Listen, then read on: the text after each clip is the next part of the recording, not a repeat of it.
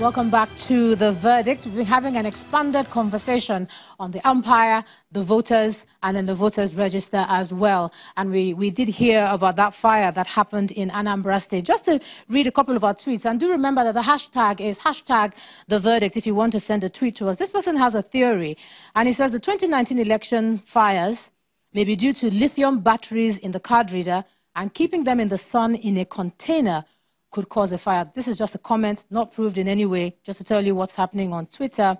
And also to say that INEC should not be deterred or discouraged by the antics of politicians.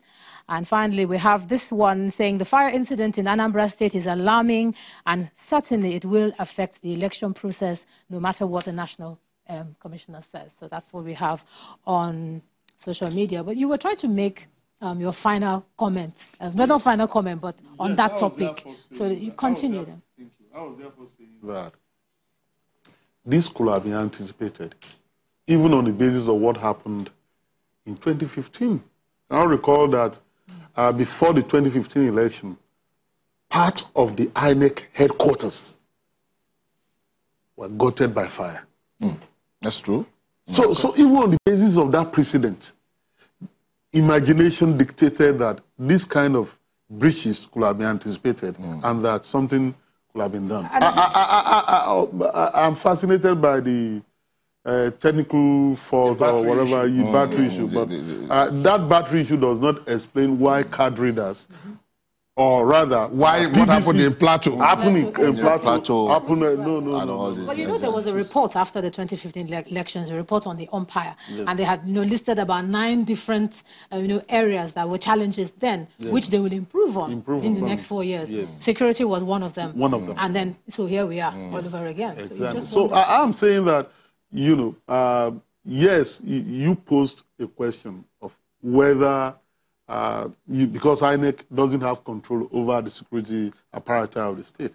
But we can't even be suggesting that INEC should have its own police for the purpose of election. No, not at all. It is still the same. It shocked me. No. Law enforcement is one thing. But at the very fundamental level comes the behavioral issue.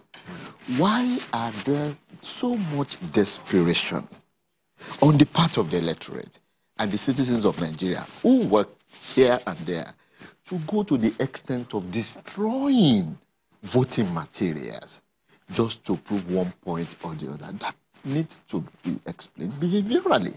Then we get Dr. Zora, let me put you on a pause and go to Abuja, where our panel is also waiting to weigh in on this. Mr. Anthony Ojukwu, you are the Executive Secretary of the National Human Rights Commission. Now, that is what some would refer to as a government body.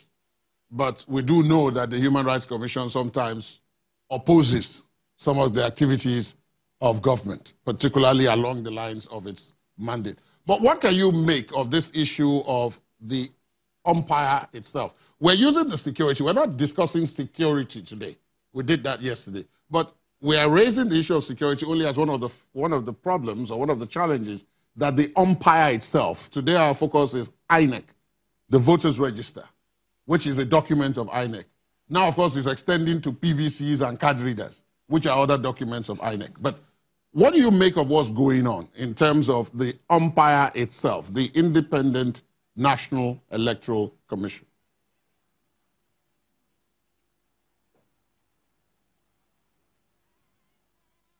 Well, the Independent National Electoral Commission requires all stakeholders to work with it for it to succeed. Certainly, was opined by one of the panelists there's never a time INEC will be expected to have its own police force. And INEC is part of Nigeria. If the police does not do its work, it will affect INEC.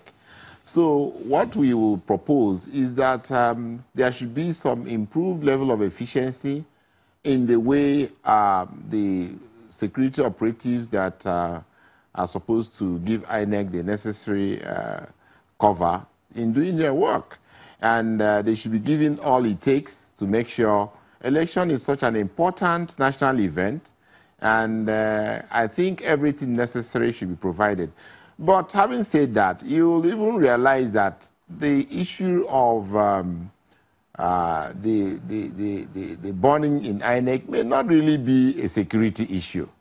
You know, it could be something electrical that happened inside the container. It's not necessarily a case where somebody came from outside and breached the security. Yeah, what about Plateau and set the place on fire? There could be cases like that, but the case of Anambra, well, the investigations are going on. It may not necessarily be security breach.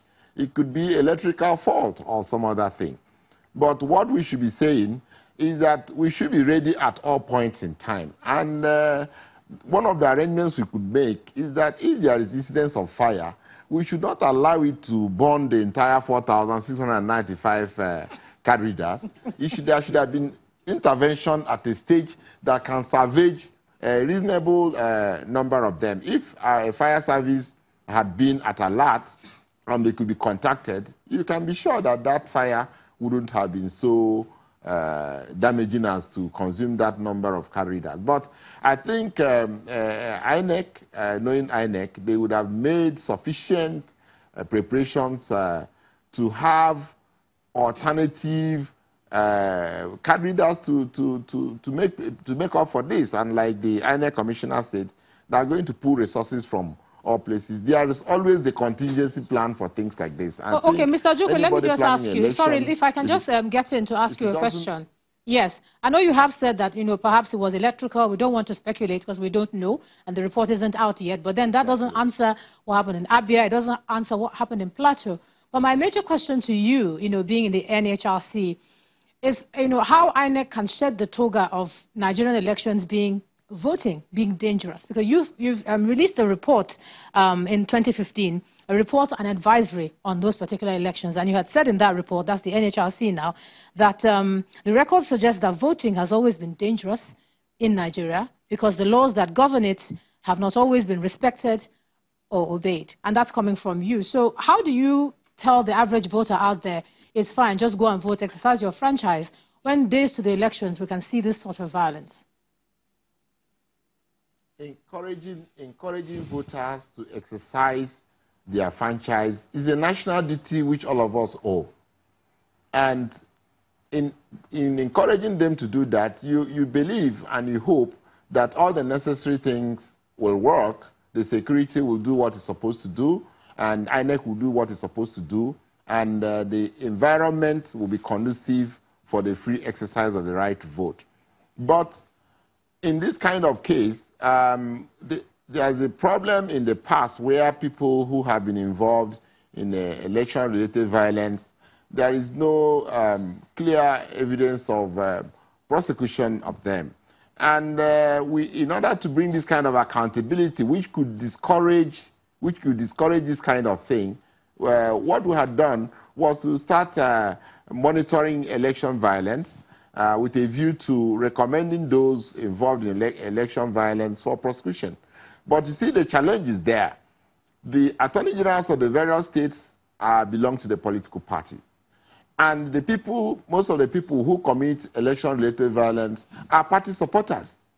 So you see a situation where in some cases in some states, cases instituted against people involved in election violence, their cases are withdrawn by virtue of knowledge prosecuted by the Attorney General. And that was why in Justice Uwe's panel electoral reform report, it was suggested, it was recommended that there should be an electoral offenses commission that can squarely deal with this so that political interference will not disturb people who commit these offenses to be prosecuted. There is need for accountability. That will increase the security for the electoral process, because if there is certainty that those who indulge in this kind of thing will be prosecuted and dealt with, it is a way to secure the process and it will discourage further violence during elections. Now, as it is, predominantly most of the people who get involved in election violence,